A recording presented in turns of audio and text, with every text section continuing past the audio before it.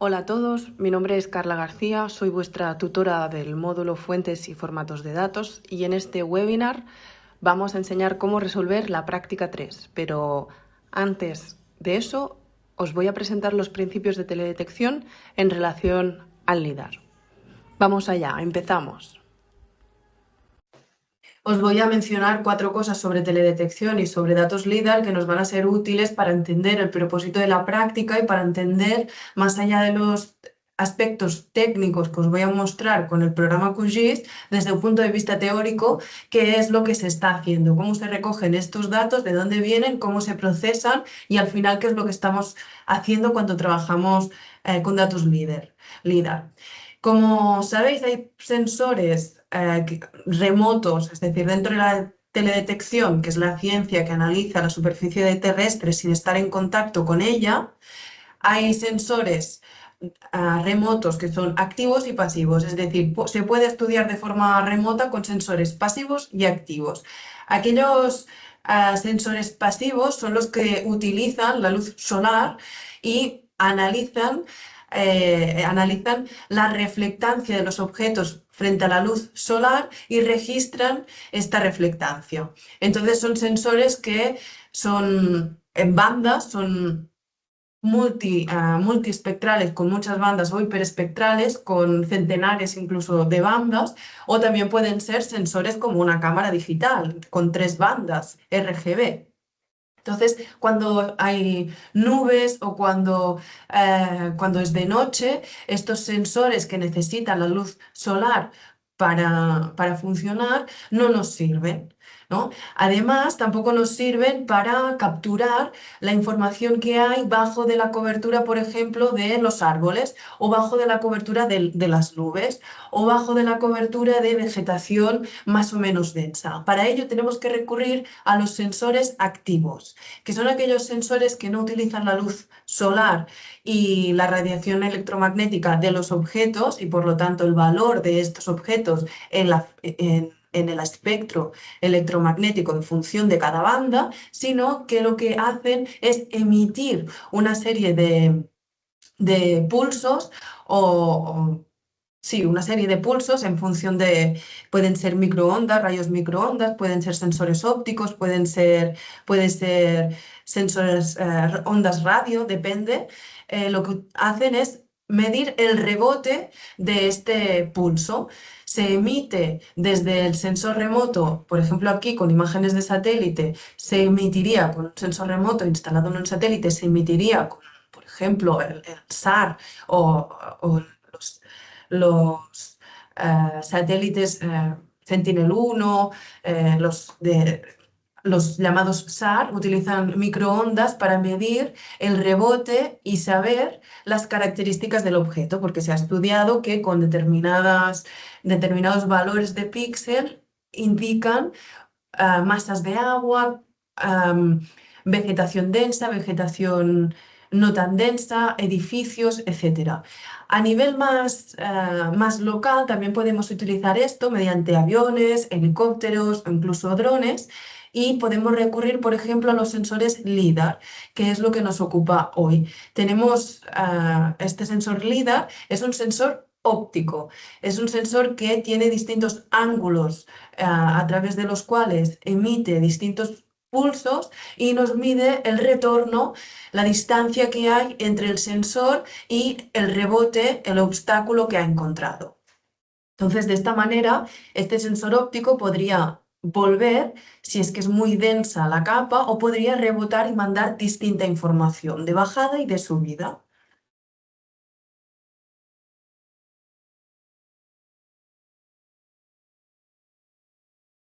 Vale, entonces tenemos que imaginar, esto es un esquema, es un modelo que el sensor LIDAR está ubicado aquí, am, tiene distintas, ¿cómo diríamos? Tiene distintos ángulos y a través de estos ángulos recoge información. Además, puede haber muchos pulsos o pocos pulsos en cada uno de los ángulos y de esto depende la calidad del LIDAR. Contra más pulsos tenga, más capacidad, más puntos va a poder recoger. Y aquí tenemos el resultado de haber pasado a hacer un barrido con, por ejemplo, un dron. Eso parece que sería un dron. Incluso aquí, ahora os explicaré, parece que el sensor va por arriba y por debajo y luego se une. Porque hay incluso la información del tronco muy detallada en un espacio donde la cobertura vegetal es bastante densa. Entonces, o puede ser que sea un sensor incorporado en un dron que vuela muy bajo y tiene mucha calidad, es decir, mucha cantidad de pulsos por segundo, y entonces puede recoger todos estos datos para reproducir incluso los troncos, o puede ser que se vuele por encima y con el mismo sensor se incorpore en una mochila o en una bicicleta incluso, y las personas puedan recoger por debajo la nube de puntos a la inversa. Entonces, como está georreferenciado, a través de un programa se pueden unir esta información y tenemos la cobertura por arriba de la copa y por debajo del sotobosque. Y esto es cómo funciona la recolecta de los datos LIDAR.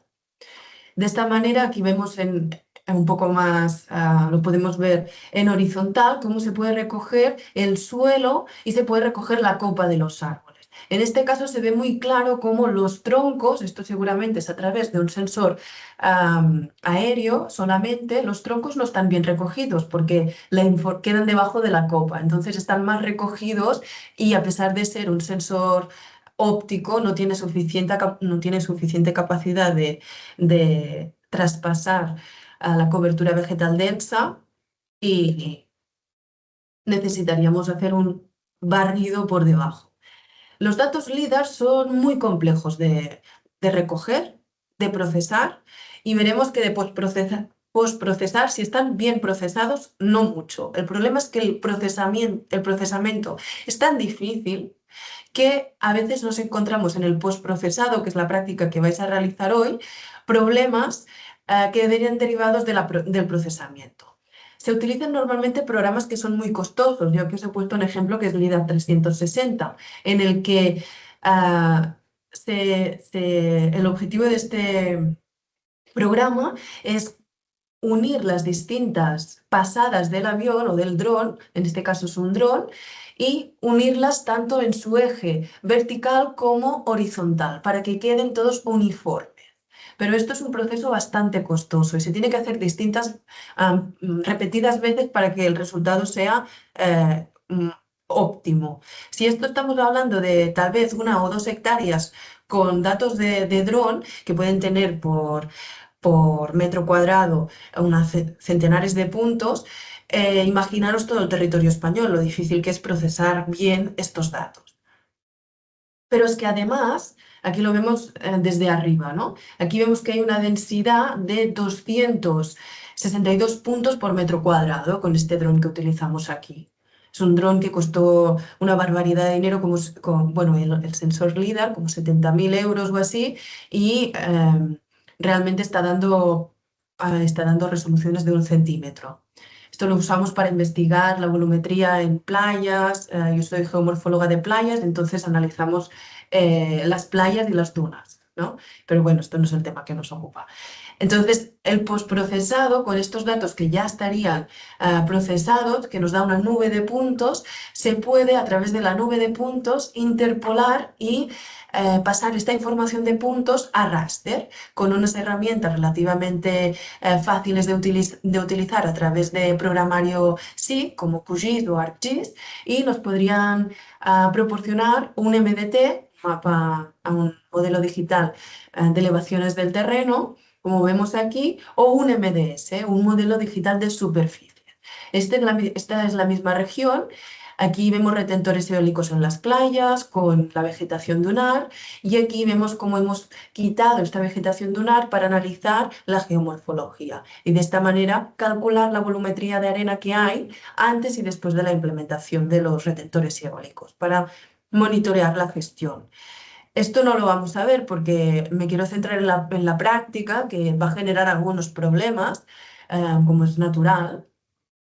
Pero antes de ello, quiero mostraros este ejemplo, ¿no? Esto que se ve muy claramente como en una montaña, se puede ver cómo el sensor LiDAR nos permite capturar el suelo, la cobertura de las copas de los árboles y a través de las nubes de puntos de arriba del todo y las de abajo del todo se puede, como si dijéramos, desnudar la montaña y ver lo que hay por debajo. Entonces los usos no solo son forestales o de planeamiento urbanístico, como sería la práctica que se está pidiendo en este módulo, sino que, por ejemplo, también podrían ser arqueológicos. Aquí lo que estamos viendo es cómo parece ser que aquí hay unas terrazas, unas antiguas terrazas agrarias, ¿no? Que esto desde un punto de vista arqueológico puede ser interesante, o incluso desde el punto de vista de evolución histórica de los usos del suelo. Digo arqueológico porque se están descubriendo grandes cantidades de runas mayas, aztecas y de otras civilizaciones en Sudamérica utilizando esta tecnología sobrevolando las selvas tropicales, amazónicas y no amazónicas también. Entonces,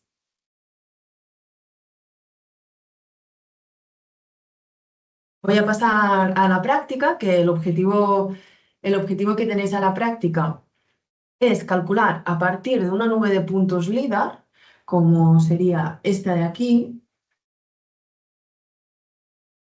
Nosotros tenemos una nube de puntos que la tenemos que convertir en un MDT, en un modelo digital de superficies, y en un MDS, en un modelo digital de superficies, y en un MDT, en un modelo digital de elevaciones del terreno.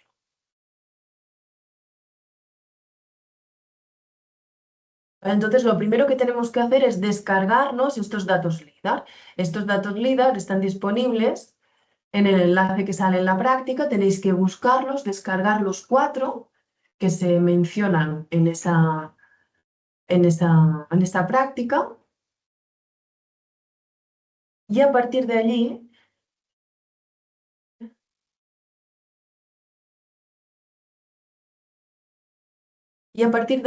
unirlos para poder trabajar como si fueran un solo archivo.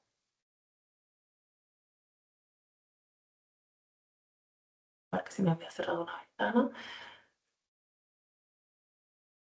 Antes que nada, es muy importante que al abrir el proyecto, como bien se indica en la práctica, tenéis que configurar el sistema de referencia.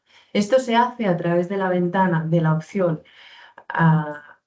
inferior derecha. Aquí podemos seleccionar el sistema de referencia que nos interesa, que en este caso es 25830 en UTMs y la zona central de la península ibérica. Y esto además se va a tener que configurar en manejo del sistema de referencias para que a partir de ahora cada una de las capas se introduzcan en el mismo sistema de referencias y que se use el sistema de referencias del proyecto.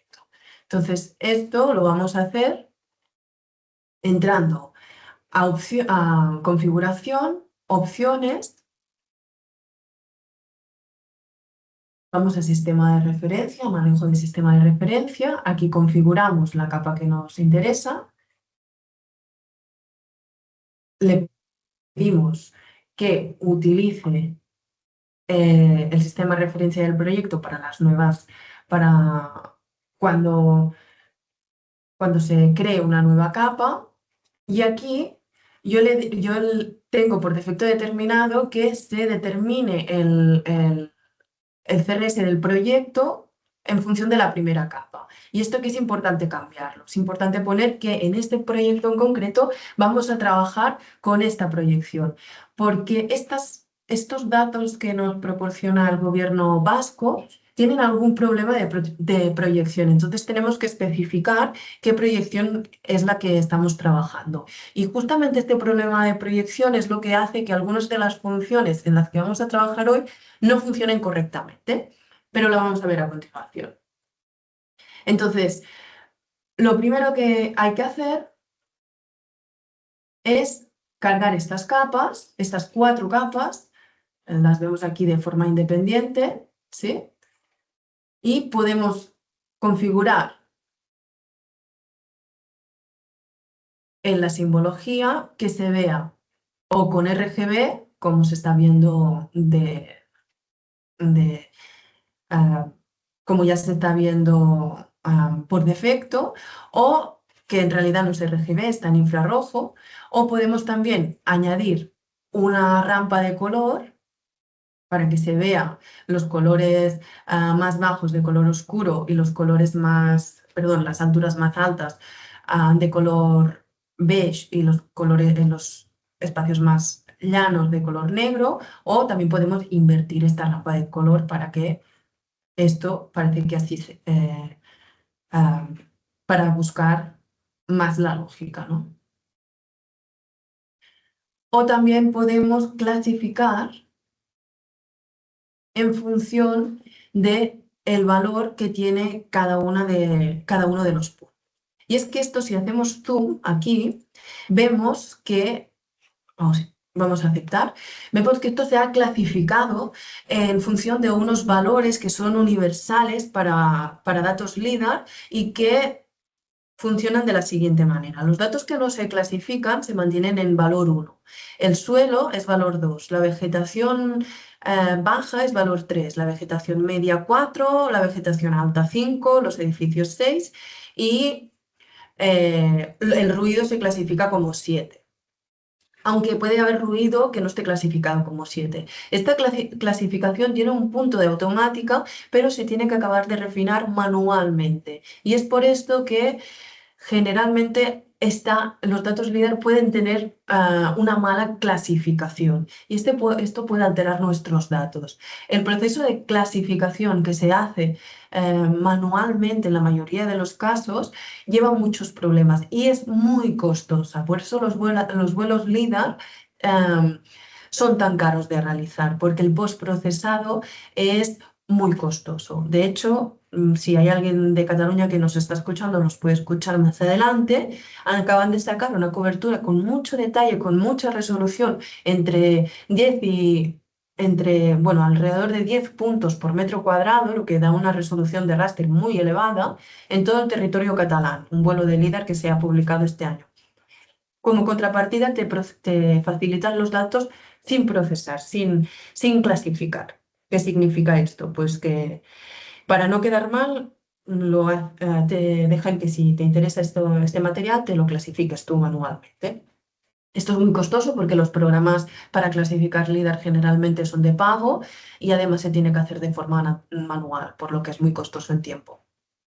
Vamos a aceptar y aquí vemos que el suelo está clasificado como marrón, la vegetación baja como low vegetation y ahora vamos a ver un ejemplo de qué difícil puede llegar a ser la clasificación, porque si clasificamos esta con el mismo parámetro, vemos que los campos de cultivo que están clasificados como ground en todo ello, en todo el espacio. En cambio, aquí están clasificados como low vegetation. Probablemente la Z, que es el valor de altura, es el mismo aquí que aquí. Y por eso veis que, a pesar de que sí que hay un esfuerzo muy grande para clasificar, entre vegetación media y vegetación baja y ground hay bastante problemática. Y bien, dicho esto, que esto son cuestiones de representación, lo que tenemos que hacer es ir a las herramientas de procesado de puntos, que eminentemente hay, hay 3 bloques, es el de conversión, el de procesado o gestión y el de extracción. Y nosotros lo que vamos a hacer es unir. Pero en esta ocasión vamos a utilizar las tools porque estos datos presentan una clasificación o un procesado que es inconsistente y da problemas con la herramienta pedal, que es lo que utilizan las herramientas nativas de QGIS. Por lo tanto, esta opción no está funcionando bien, como algún compañero vuestro ha mencionado ya en el foro y vamos a utilizar las merge. Para utilizar las tools, lo que tenemos que hacer es, como se indica en la práctica, descargarnos descargarnos el programa, descomprimirlo, copiarlo en la carpeta C, en la unidad C, perdón, y entonces venir aquí a plugins y activar el plugin de las tools.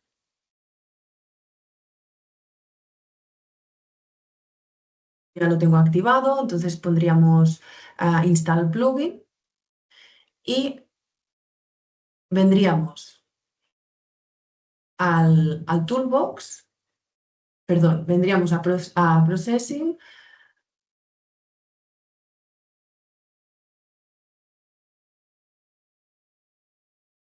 a toolbox, vendríamos aquí a las opciones,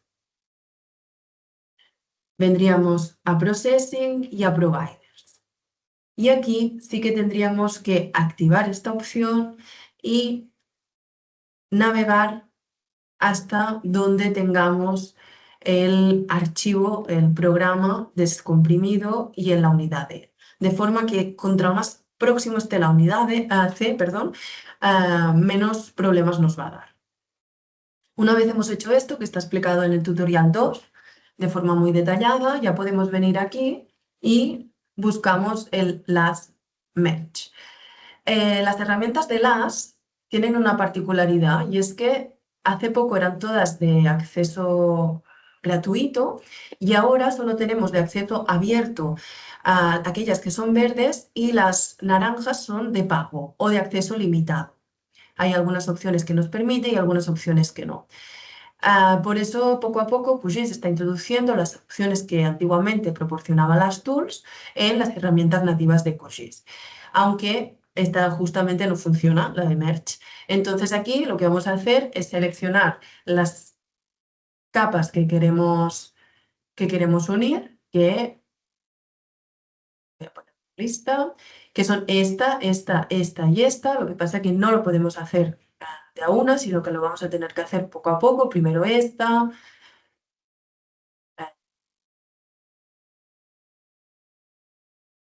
después siguiente, después esta, después esta, hasta llegar a las 4.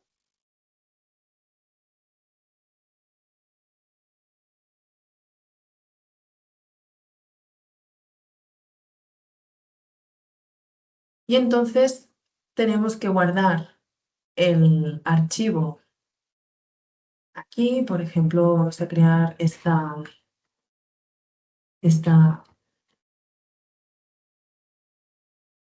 las tools.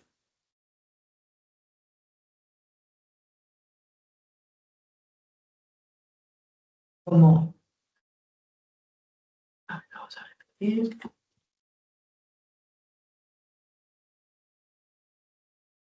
Guardar como, aquí le añadimos esto, aquí.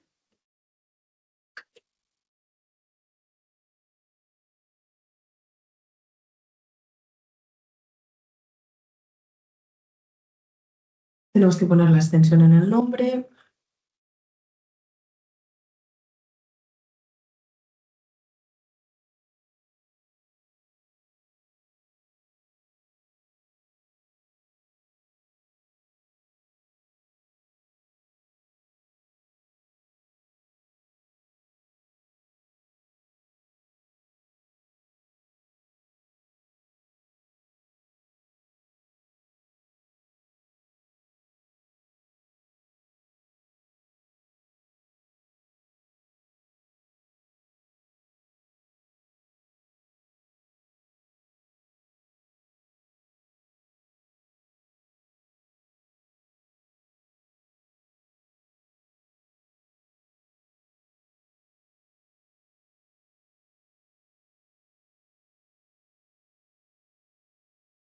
Nos está quedando atrapado. Aquí justo lo acabo de hacer y ha salido todo bien con este resultado de aquí.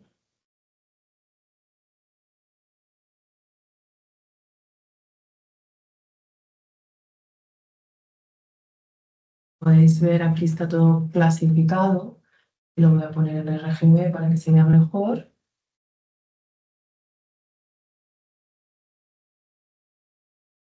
Y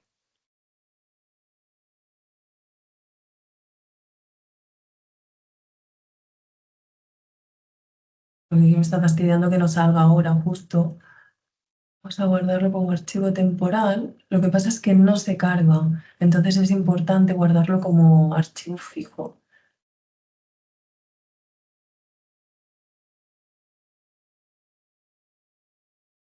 Costando.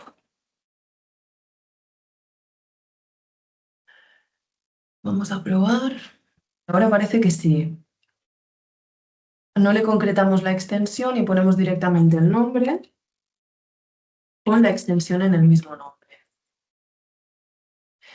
Y entonces se va a generar esta misma capa que ya tenemos aquí.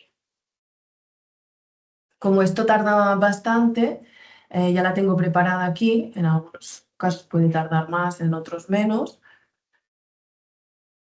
Y automáticamente no se carga, por lo que tenemos que cargarla nosotros. Voy a cargarla desde aquí para que veáis que esta ocasión ha funcionado. Tarda un poco en cargarse.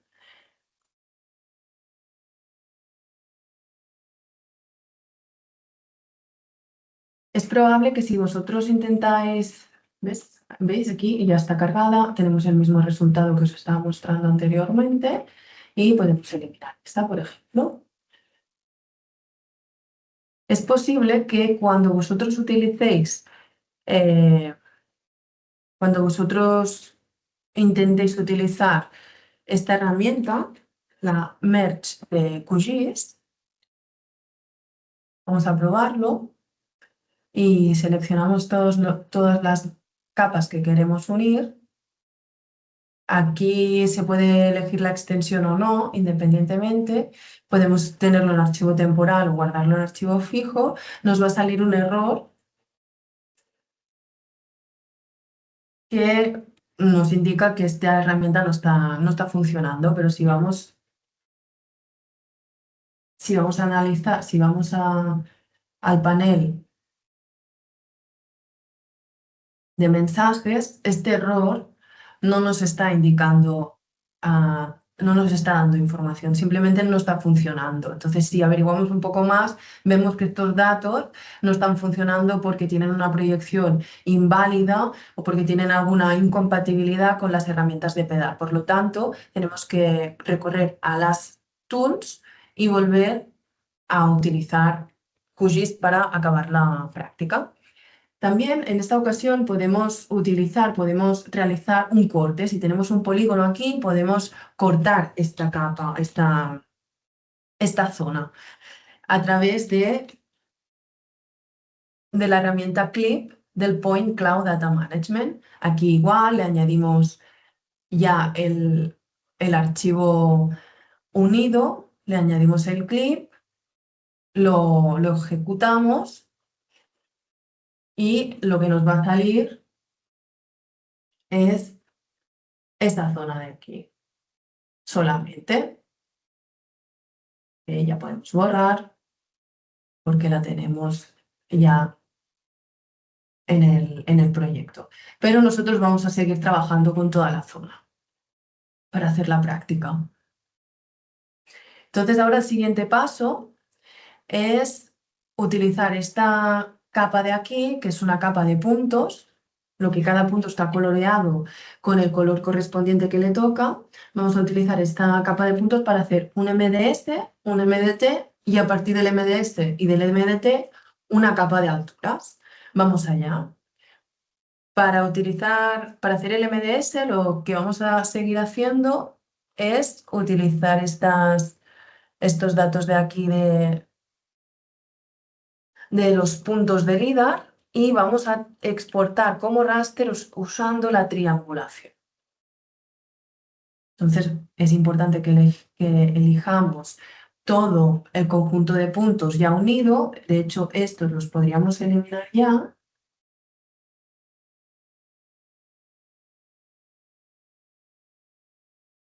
Y sin tocar ninguna opción más, lo que vamos a hacer a continuación es aceptar. En esta ocasión no vamos a tocar absolutamente ninguna otra opción porque lo que nos interesa es que nos mantenga el primer punto que encuentre, es decir, toda la superficie de puntos, porque es un mapa de superficies. Por lo tanto, en opciones avanzadas no vamos a realizar nada. Lo ejecutamos, tarda un poco y lo que tendríamos aquí es el MDS, que en esta ocasión, y mientras se ejecuta esto, os lo voy mostrando, que se puede representar o bien con una paleta graduada, muestro, o bien con un mapa de sombras, ya nos ha generado el modelo digital de superficies y entonces aquí por defecto nos aparece en blanco y negro. Pero nosotros podemos recurrir a una, una banda pseudocolor. Para ello, os aconsejo que vengáis aquí a Create New Color Ramp para añadir una rampa de colores que se adecue a la topografía y dentro de esta opción escogeremos el catálogo CPT City. Y aquí hay distintas opciones.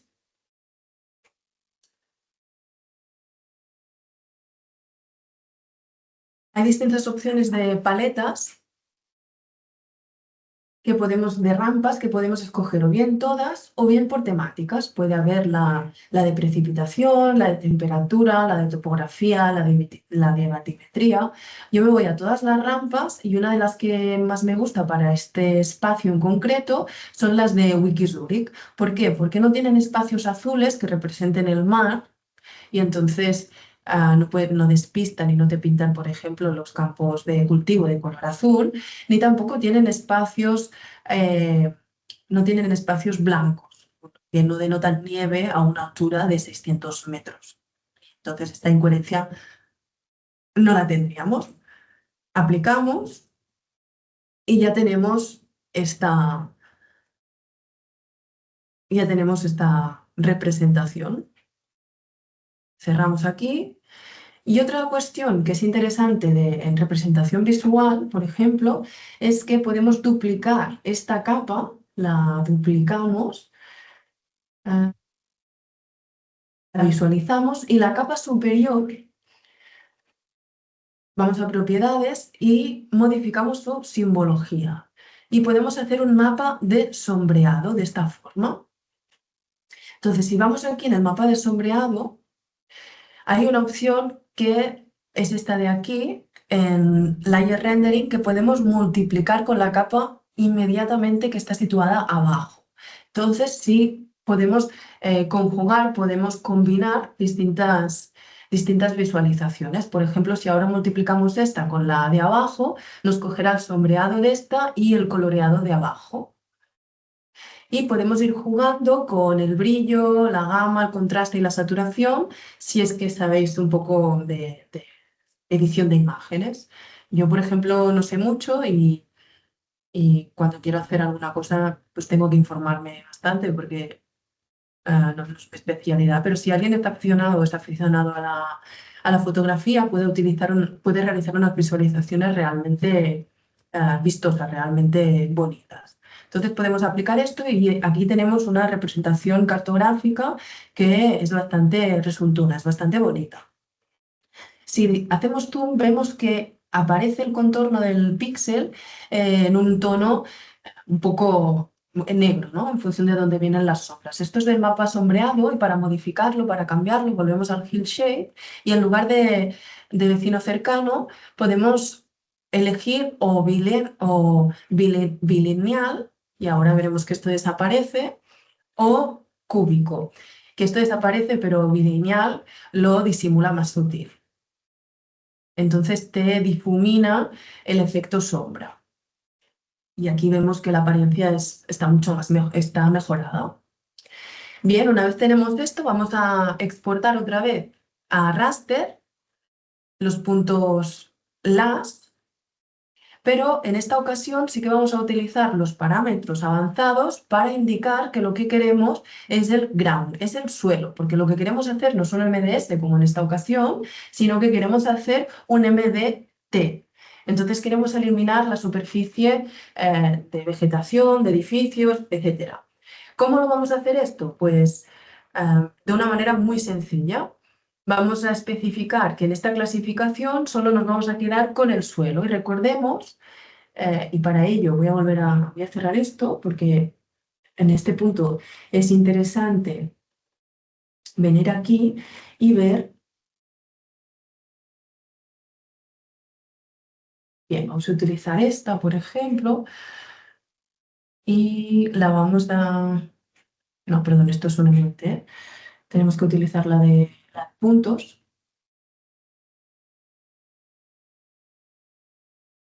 Y la clasificamos. Y aquí es donde vemos que el ground es el número 2. Entonces, sabiendo que el ground es el número 2, vamos a exportar esto a raster, pero solamente quedándonos con el número 2. Y el resto de espacios nos lo va a interpolar. Es decir, nos va a hacer una interpolación entre los espacios que falten del resto de categorías. Volvemos a abrir esta herramienta.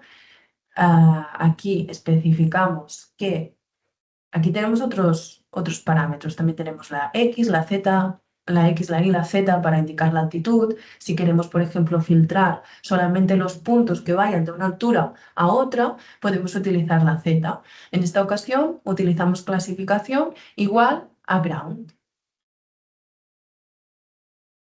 Con esto realizado ya podemos ejecutar el algoritmo y nos va a generar un MDT.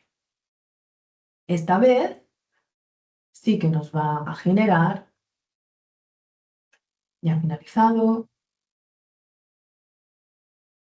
aquí encima, y esta vez sí que podemos ver cómo ha eliminado efectivamente, con el mapa de sombras se ve bien, ya lo voy a configurar con el lineal, aunque luego volveré a él para mejorar la visualización, que ha eliminado todas las edificaciones y todos los árboles, con mayor o menor éxito, obviamente, es una interpolación.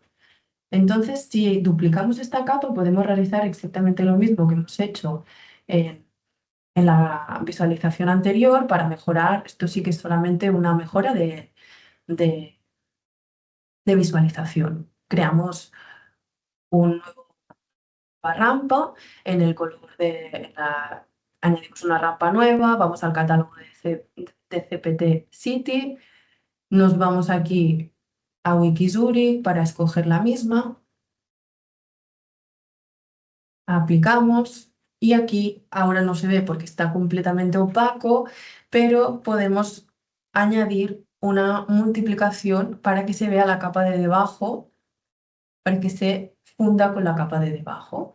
Y así ya tenemos la diferencia entre el modelo digital del terreno y el modelo digital de superficies. ¿Veis? Aquí desactivamos este.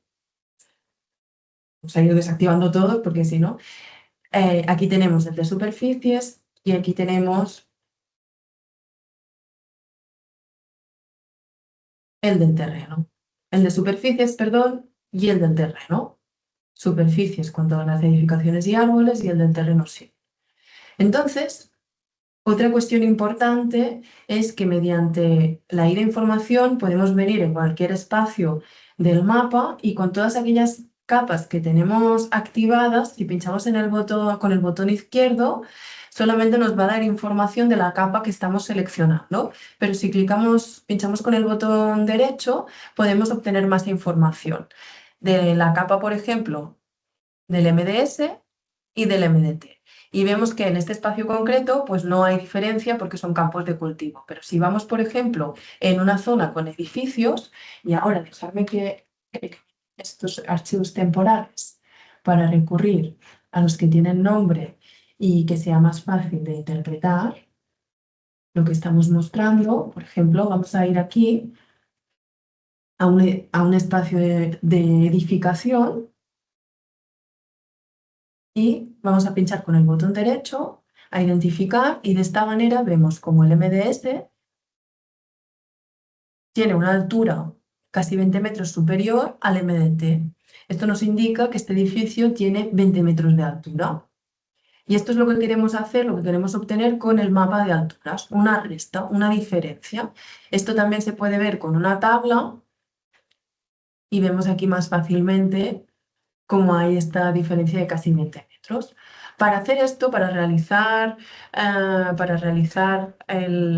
las alturas, lo primero que tenemos que hacer es utilizar la calculadora raster.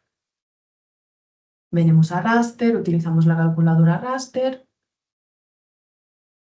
y se nos activa esta opción de aquí. Esto está explicado en la práctica, pero ahora os voy a introducir algunas cuestiones que realmente no están en la práctica y que pueden ser útiles de cara a la resolución de la misma. Entonces vamos a utilizar el MDS para restarle el MDT.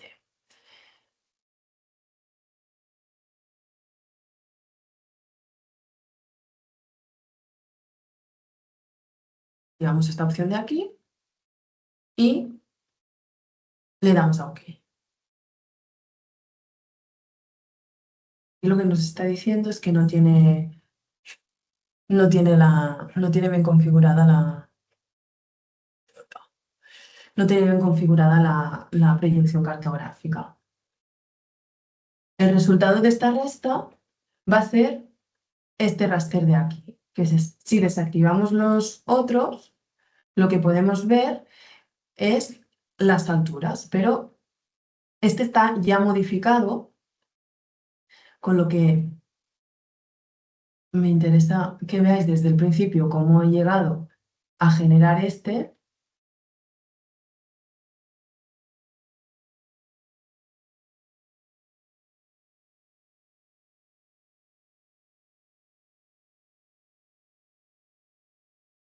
Vamos a guardarlo vamos a fijarlo.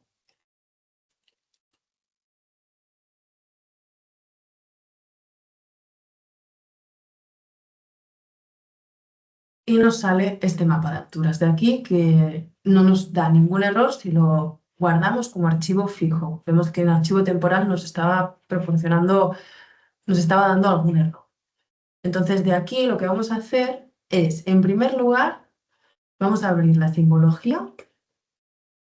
Disculpad, voy a poner esto aquí para que se vea mejor. Abrimos la simbología.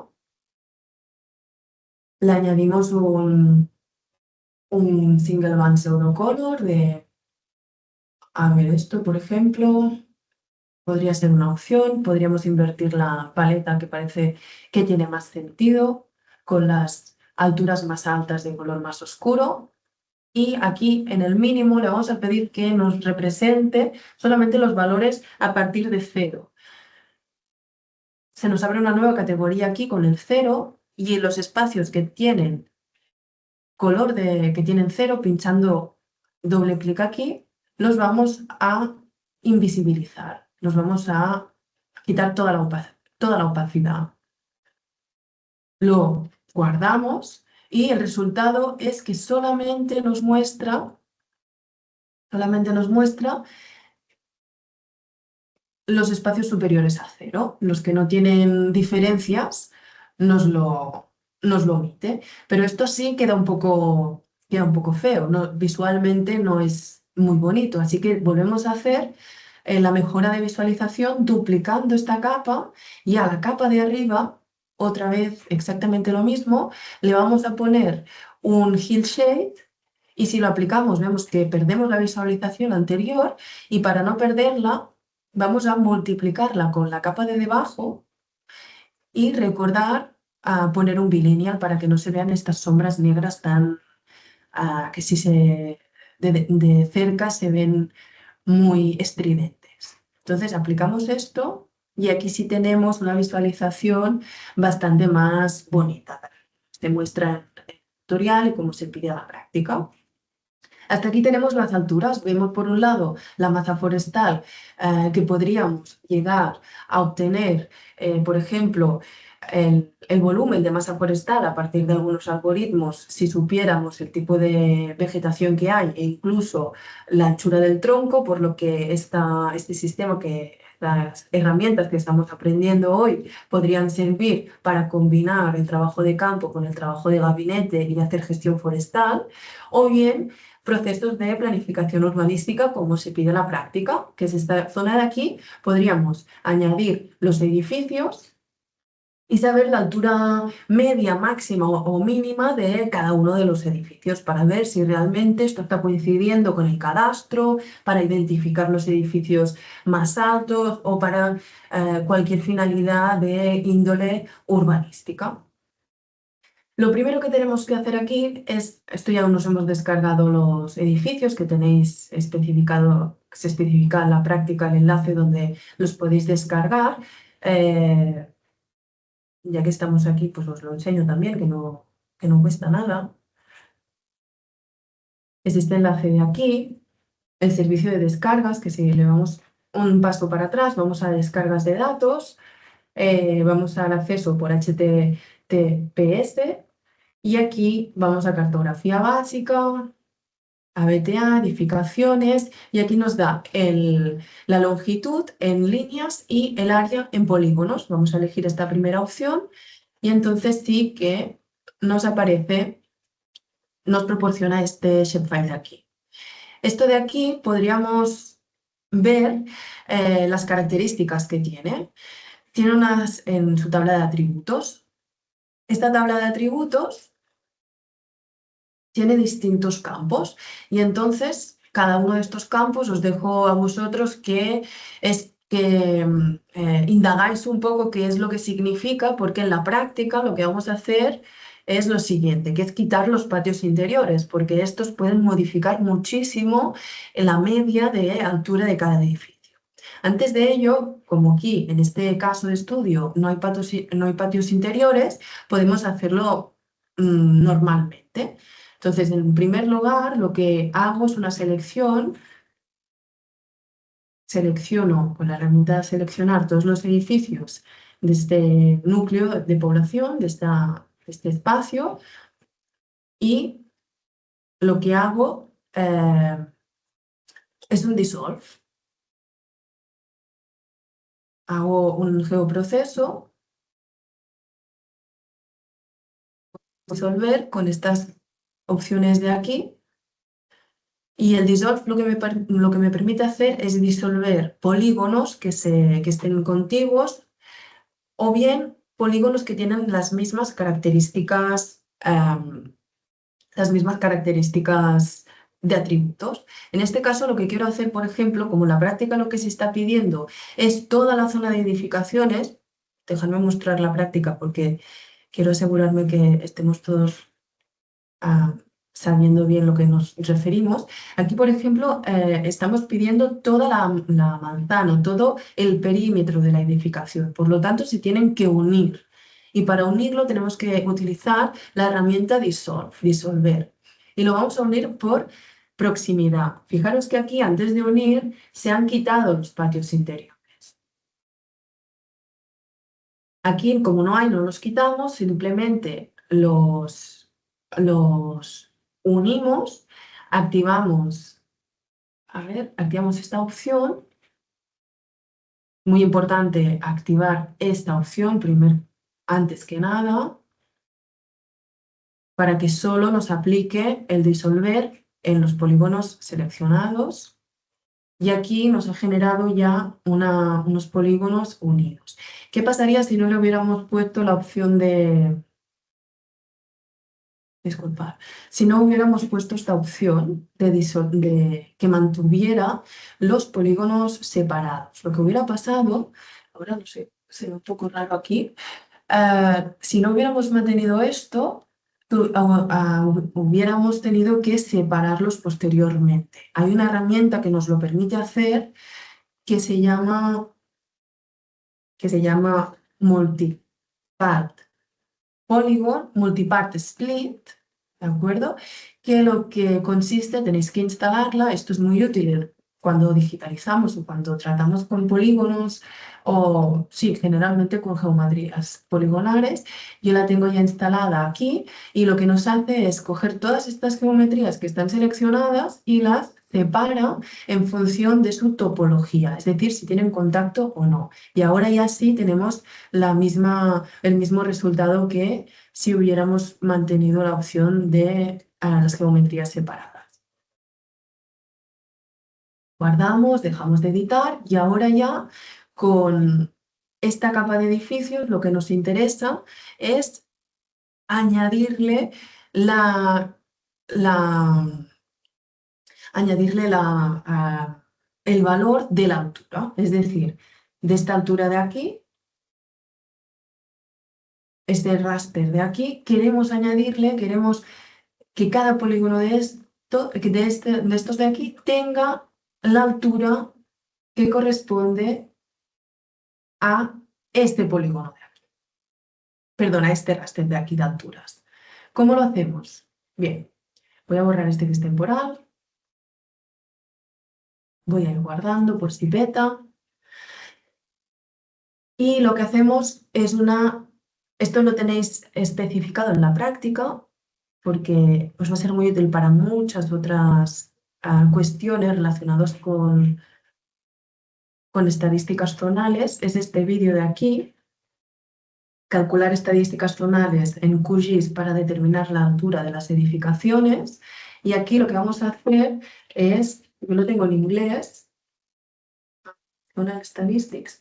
Lo tengo en inglés porque la información que encuentro en Internet generalmente es en inglés y a veces las traducciones son un poco incoherentes y me cuesta relacionar la información que he encontrado en Internet con la que estoy con el programario si lo tengo en español.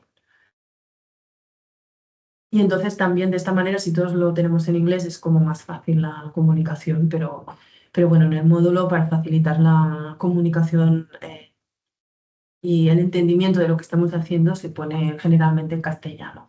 Entonces aquí a Input Layer lo que vamos a hacer es a los edificios y le vamos a decir que nos dé la información de las alturas. Entonces, aquí lo que es muy importante es configurar qué parámetros estadísticos queremos que nos añada. Queremos la media, queremos la mediana, la desviación estándar, el mínimo, el máximo, la minoría, la mayoría, qué es lo que queremos. Esto es una de las cuestiones que se va a evaluar en la práctica, decidir qué parámetro es el más adecuado para saber la media o en la altura media o la altura mediana de las edificaciones. Una vez hemos elegido qué estadísticas queremos calcular, también deciros que aquí podemos poner algún prefijo. Por defecto nos aparece una barra baja, pero podríamos poner stats de statistics, ¿no? Por ejemplo. Entonces vamos a correr este algoritmo y ahora lo que tenemos es la tabla con toda la información que de inicio ya teníamos para los polígonos, pero además nos da la media, la mediana, la desviación estándar, la mínima, la máxima y los otros parámetros para cada uno de de los, mm, de los polígonos. Es posible que en este proceso o en otros tengáis que configurar lo siguiente. Hay algunos polígonos, hay algunas geometrías que tienen errores topológicos. Entonces QGIS de forma automática bloquea cualquier geoproceso que tenga que ver con estos errores topológicos.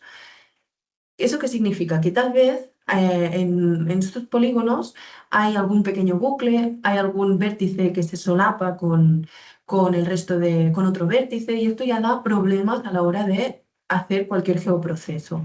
Entonces es importante, es aconsejable que voy a volver de nuevo, dentro de Processing Tools, vamos aquí a opciones y configuramos, recordad que el Processing Tools se abre a través de este icono de aquí, ¿de acuerdo? Vamos a general, dentro de Processing, vamos a general y en esta opción de aquí ponemos en esta opción de aquí, Invalid Futures Filtering, que es la tercera, aquí tenemos tres opciones. O que no filtre, que no filtre, es decir, que los polígonos que estén topológicamente bien te los haga y los otros no, o que te aborte el algoritmo y no haga nada, o que los ignore y te lo haga igualmente. Es aconsejable tener activada esta opción, porque si no, muchos geoprocesos nos van a petar. En cambio, de esta manera te aparece una lista con errores en rojo y te dice, esta geometría es inválida, esta geometría es inválida, esta geometría es inválida. Puede salir como 500 geometrías, pero es que tal vez solamente comparten un vértice común y esto ya lo detecta como un error topológico. Para evitar esto, activar esta opción. Y ahora que ya tenemos la altura, por ejemplo, si hemos decidido que la media es la altura que nosotros queremos para representar estos edificios, lo que vamos a hacer es crear una simbolización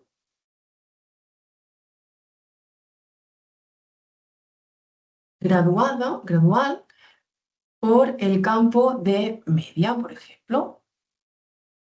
Clasificamos y aquí vemos pues, cuál es la paleta de colores que más nos convenga. Podemos coger alguna más divertida, otra más sosa. Podemos añadir otras que están aquí en All Color Ramps o podemos incluso crear una nueva con este catálogo que os he enseñado de CPT City, si nos apetece explorar un poco, que sea coherente, que no sea, que hay que vigilar con los colores, que no sean, no sé cómo decirlo, que no sean una atrocidad. Y aquí, encima, arriba del todo, se puede invertir. Por ejemplo, no pintemos ríos verdes o bosques azules. De esto vais a explorar más adelante las reglas de la representación cartográfica en el módulo que vais a hacer con la coordinadora, en el módulo de visualización de datos. Vais a aprender mucho sobre el tema. Entonces aquí ya tenemos esta representación, pero además se pueden hacer otro tipo de representaciones que podéis explorar un poco a través de aquí. Por ejemplo, con esto de aquí, de hacerlo siempre graduado, ¿eh?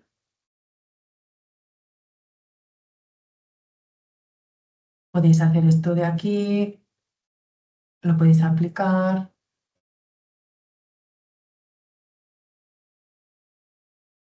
Disculpar que no he establecido el valor y no lo he clasificado. Entonces, para que quede, para que quede mejor,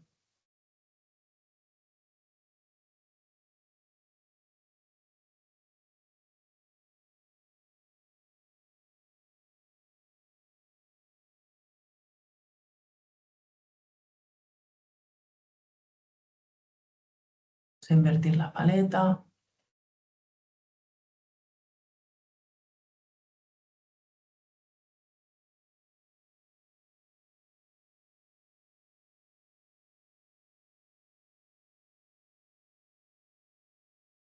Aquí tenemos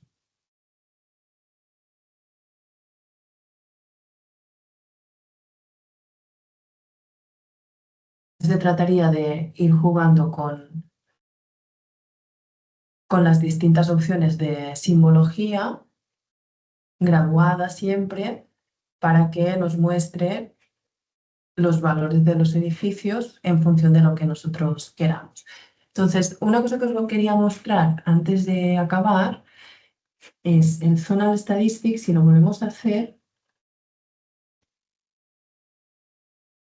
aquí antes me olvidé de poner una barra baja y esto es importante porque si no queda mezclado con las opciones que queremos. Ahora solo voy a hacer la media.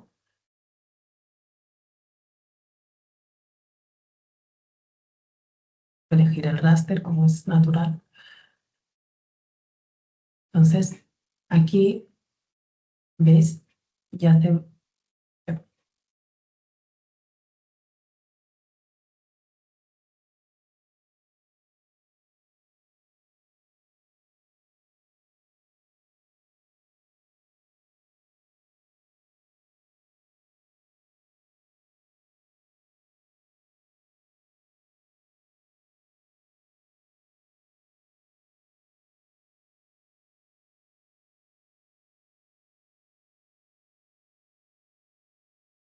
Solo vamos a crear la media.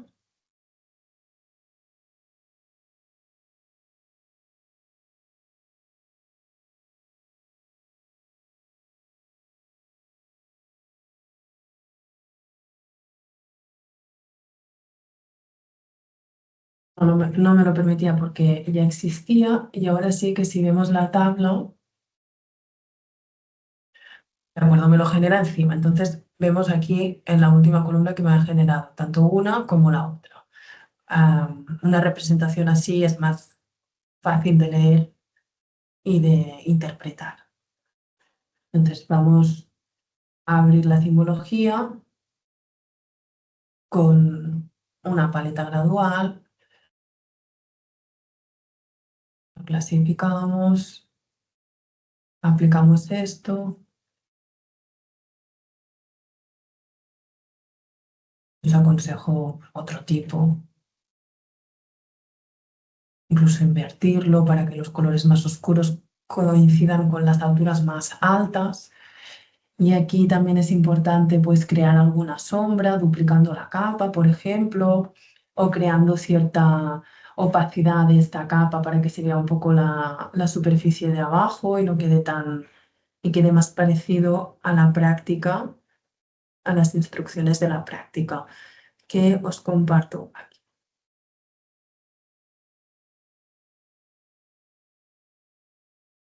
Sombras, etcétera. Pues aquí también podéis quitar el contorno.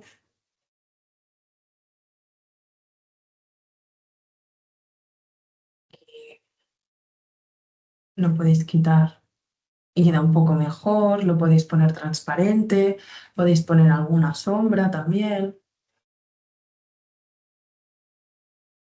quitarle un poco la opacidad, depende, esto podéis ir jugando, descubriendo cómo funciona y esto sería la práctica. Entonces lo que tenéis que entregar es una cartografía similar a la que os proponemos en esta práctica de aquí, eh, donde contrasten los edificios, por lo tanto esta visualización de aquí no haría falta.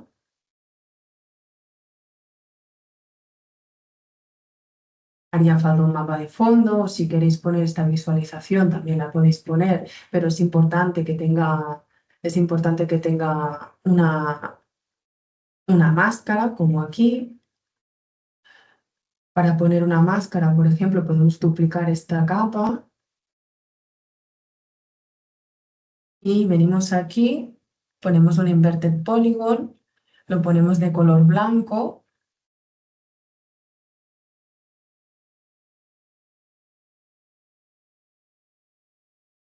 y lo ponemos bastante transparente.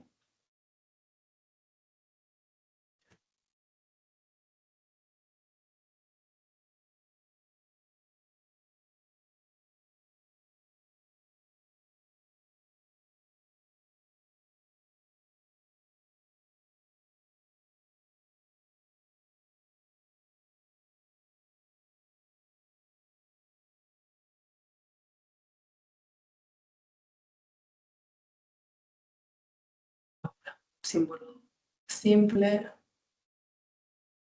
Y aquí tenemos una máscara que podemos hacer más o menos opaca,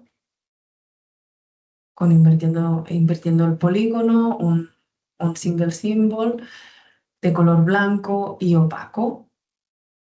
Y entonces modificamos, podemos volver a duplicar esto si queremos.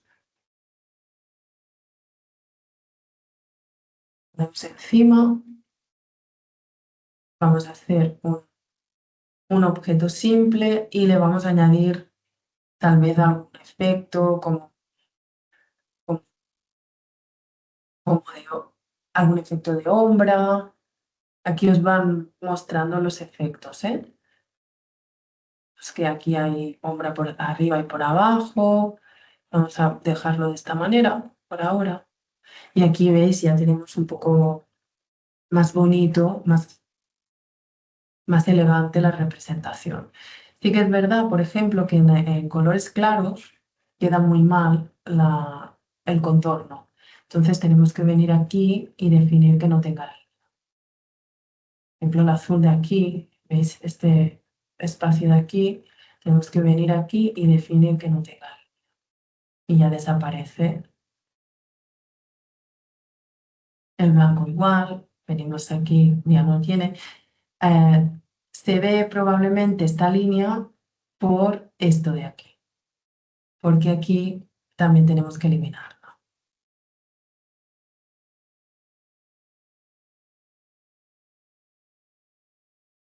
El espacio de aquí, a ver, también vamos a eliminarla. Ahora sí que no tiene contorno, excepto el lila que no se lo ha quitado.